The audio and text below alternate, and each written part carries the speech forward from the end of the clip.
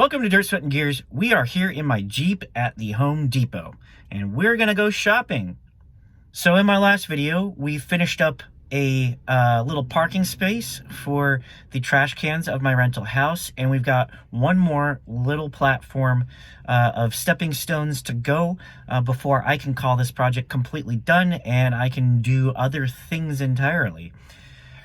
So today we are at the Home Depot. We're going to be shopping for paver stones. I've done the math and I need 24 12-inch by 12-inch stepping stones and about 30 6x6 stones to match the aesthetic of what I laid on the other side of the water heater, on the other side of the door, in order to get this thing looking more or less like it belongs.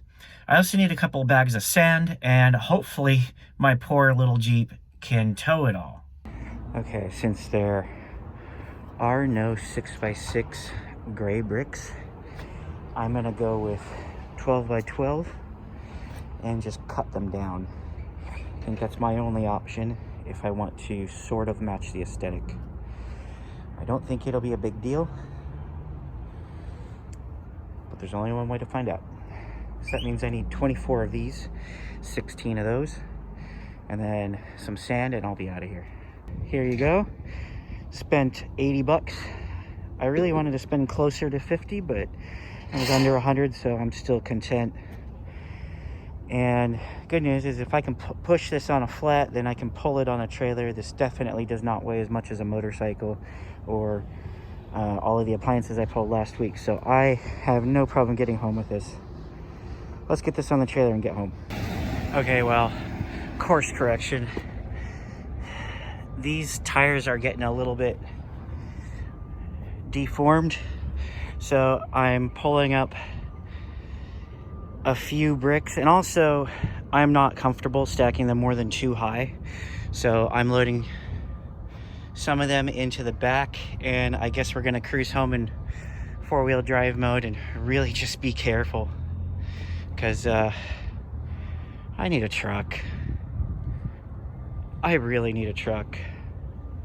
Well, I survived. I had to redistribute the load here because when I went over a bump, the bricks back here just went flying. And so I thought if I hit one of those on the freeway, I could be in real trouble. So I stacked them 3 high. I put a couple, I put actually about like 8 or 10 in the Jeep, and put the sandbags on top of the ones that were in here, and that was fine. Still though, if I had a truck, I could have just put it in the back of the truck and been fine. The Jeep made it. It really didn't have much of a problem. Like I said, it wasn't that heavy of a load. It was just really the fact that concrete is very kind of smooth and not very distributed well, so having the sandbags actually was very helpful. Over here, I've already started preparing the surface.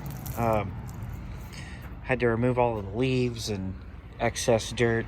I still have to level it out, and then there's a bunch of bricks under here that I am going to pull up eventually. Maybe not right away, but eventually I'm going to pull up these bricks. It runs right under here. And then maybe I can do something with them later. We'll see. Let's get to work. Let's take a look at my new kitchen. Well, sort of. This is a kind of a mock-up of the layout that the new kitchen's going to be. I'm not at all worried about this side because I double-checked, triple-checked the measurements, and I am well within tolerance on this side. So you have the base cabinet, the stove, the other base cabinet, top cabinet, middle, top cabinet, and the microwave that's going to go up in between it, which is over there.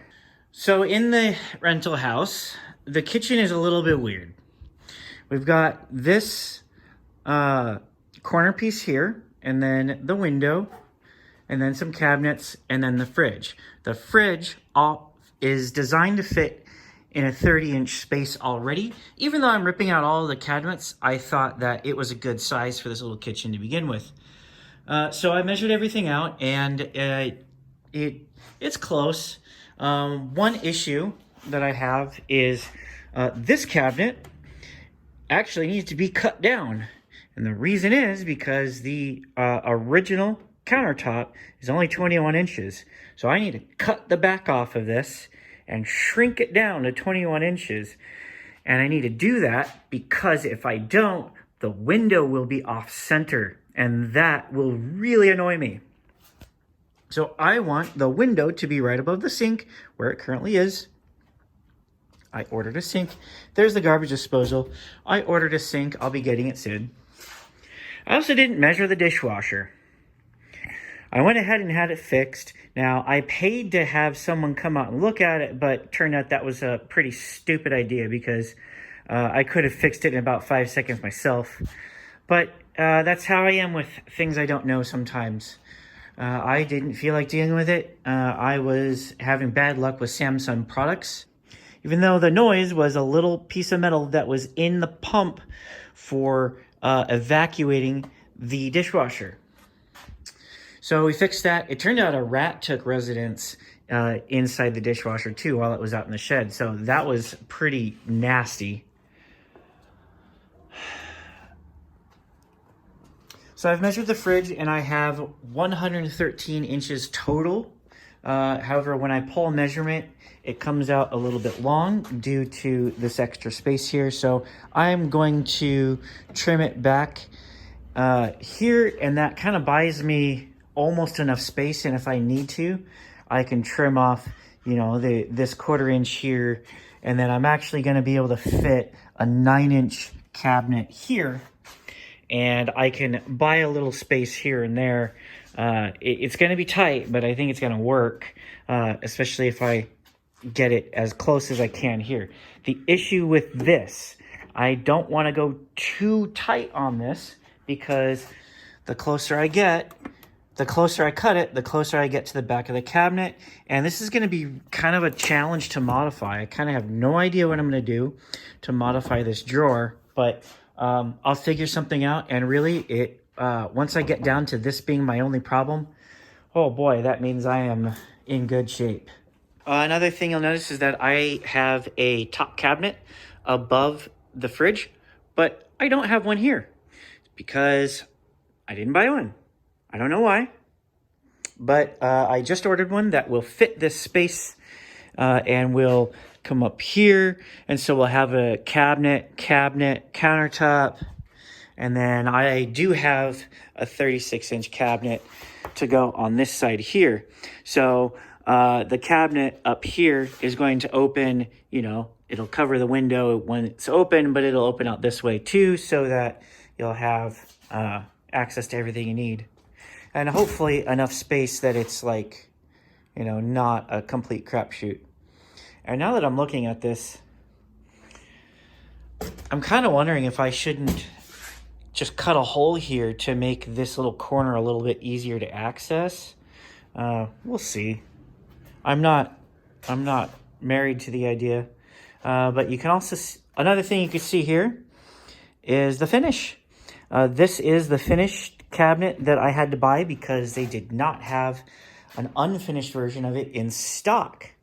So that means I have to try to match this finish on all of my unfinished cabinets. That will be fun. So I'm going to take a picture of this and head out to the hardware store and try to match it up as best I can. And I gotta find a surface to stain that I don't really care about. Maybe something like in here. If I can stain like the back of this and get it close to match, I should be okay. And this looks to be like a semi-gloss top coat, clear coat on top. So I don't think it's going to be that bad. There's little bump stops on this cabinet that these don't have. So these just kind of slam. So I've also got to get little bump stops and of course knobs for everything. I'm going to drill the holes before I stain it, and which means I have to figure out what kind of knobs I want on here. I'm probably just going to go with a simple brush nickel knob, just little, you know, single pole knobs.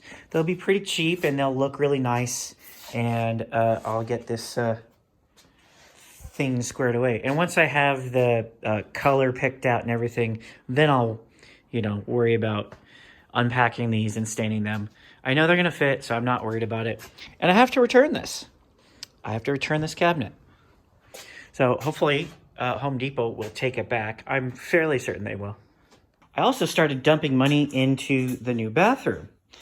This is the light and fan and heater that is going to be overhead in the bathroom. And I think it's going to be gorgeous. Here's the grill for it. It'll look like that. It'll be over your head. And yeah, I just think it looks really, really snazzy. I also have more lights over here. This is the vanity light. It's got 3 little domes, and it is brushed nickel. It's gonna go overhead, and the bathroom is gonna be like a black and white kind of Art Deco style. I think at least I'm gonna really enjoy it. Hopefully my future tenant does. I ordered a vanity cabinet. I ordered a new bathtub and a vanity mirror with a medicine cabinet that hopefully will be available soon. I'm gonna have to take another trip out with the trailer. Well, I'm pretty worn out, so I'm gonna call it a day. I ended up buying more materials than I needed. I guess I measured incorrectly. I tried to kind of match up the pattern that's on the other side over there, but since those get a little close to the rock work, I'm just going to add rocks there so it doesn't look so stupid. And then I'm going to cap it off just like I did over here with the short 3-inch, and then I got to put a couple 3-inch slabs over there. And then just for fun, I decided to put 2 in the middle just to kind of break it up a little bit. I don't know, because I had plenty of materials, I decided to do something a little more creative, a little less derivative, I guess. But I don't know, I'm less thrilled about how this turned out, probably because of the white stones were not the cool little squares. They were a lot harder to split.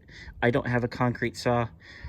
I bought one, but the individual that possesses it is not a part of my life anymore. So I either have to get another one, which I'm not going to, or I have to make do with the chisel. And yeah, that was an adventure of its own. I did not pick up the bricks yet. I'm going to worry about that when I dig this out to run some concrete. I may keep the bricks in there. I may not. I don't know yet. But I'm tired. I'm gonna go take a shower and watch Star Trek.